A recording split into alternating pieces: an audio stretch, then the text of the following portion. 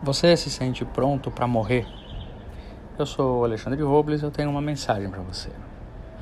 Ninguém fica pensando nisso o dia inteiro, né? E é bom que não pense, porque a morte não deve ser um pensamento que faça parte da nossa consciência diária.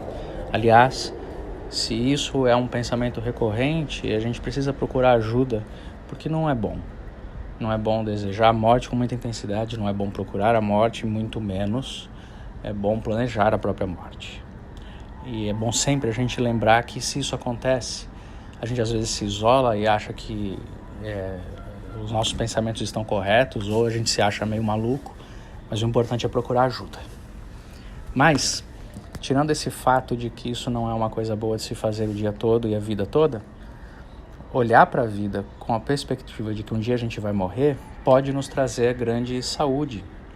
E é sobre isso que especialistas e pessoas interessadas falam e sabem falar com propriedade. Existe um livro escrito por uma enfermeira australiana, ela chama-se Bronnie Ware, um livro que se chama Antes de Morrer, ou uma coisa parecida, Antes de Partir, uma vida transformada pelo convívio com pessoas diante da morte, esse é o nome do livro. E nesse livro, essa enfermeira que trabalhava na área de pessoas terminais, em estado terminais num hospital na Austrália, ela viveu experiências de perceber quais são os maiores arrependimentos que as pessoas têm na hora da morte. E ela falou que são 5 principais arrependimentos e descreve nesse livro. Um livro muito interessante. E quando a gente percebe isso e a gente lida com essas questões, a gente aprende muito. Aliás, existe uma médica geriatra brasileira chamada Ana Cláudia Arantes que trabalha com o conceito de aprender a morrer. Ajudar as pessoas que estão passando por uma fase terminal a aprender a morrer. A gente precisa aprender a morrer para poder viver.